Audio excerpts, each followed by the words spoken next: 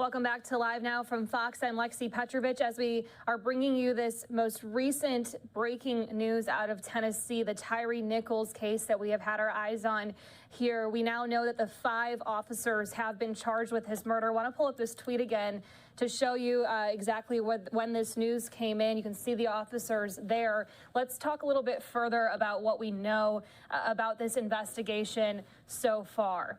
So all 5 of those former officers who were fired following the death of Tyre Nichols have been booked into the Shelby County Jail. Those officers, Tadarius Bean, Demetrius Haley, Emmett Martin III, Desmond Mills Jr., and Justin Smith were all fired from the Memphis Police Department back on January 20th following an internal employment investigation into their confrontation with Nichols. Court records show that those officers each face 2 counts of official misconduct, 1 count of official oppression, 1 count of second-degree murder, 1 count of aggravated assault, and 2 counts of aggravated kidnapping. The Shelby County District Attorney is expected to hold a news conference this afternoon at 2 o'clock Central Time. Of course, we'll be bringing you that update here on Live Now from Fox. They'll be giving us an update into this investigation. So this is the most recent news that we are following. That traffic stop happened back on January 7th. Now, we haven't got any body camera video of exactly what happened during that struggle just yet. We are expecting that to not be released until tomorrow, but we do expect some sort of update from officials in Tennessee today. So what we want to do right now is play out the latest remarks from the police chief, who issued a statement last night telling people ahead of today's announcement to not act out violently following the new details that are going to come to light. Let's listen in here on Live Now from Fox. In light of the horrific circumstances surrounding the death of Tyre Nichols, it is absolutely incumbent upon me, your chief, to address the status of what the Memphis Police Department is doing, has done, and will continue to do in furtherance of finding truth in this tragic loss, ensuring we communicate with honesty and transparency, and that there is absolute accountability for those responsible for Tyre's death. As you know, 5 Memphis police officers were terminated last week. These officers were found to be directly responsible for the physical abuse of Mr. Nichols.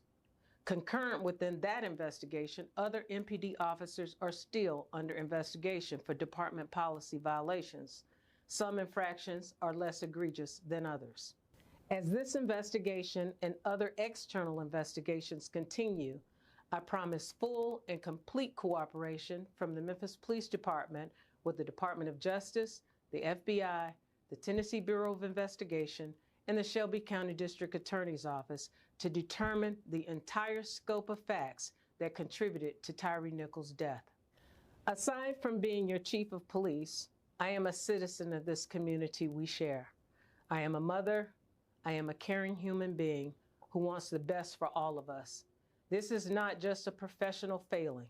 This is a failing of basic humanity toward another individual. This incident was heinous, reckless, and inhumane. And in the vein of transparency, when the video is released in the coming days, you will see this for yourselves. I expect you to feel what the Nichols family feels. I expect you to feel outrage in the disregard of basic human rights, as our police officers have taken an oath to do the opposite of what transpired on the video. I expect our citizens to exercise their First Amendment right to protest, to demand action and results. But we need to ensure our community is safe in this process. None of this is a calling card for inciting violence or destruction on our community or against our citizens. In our hurt, in our outrage and frustration, there is still work to be done to build each other up, to continue the momentum of improving our police and community relationships and partnerships, to show those who watch us now that this behavior is not what will define our community and our great city. This is not a reflection of the good work that many Memphis police officers do every day. What comes next is our defining moment. What we all do next can be that reflection of our character. I am not wavering in my commitment to you to have a police force that is here to serve and protect you. Those 5 officers and others failed our community, and they failed the Nichols family, and that is beyond regrettable.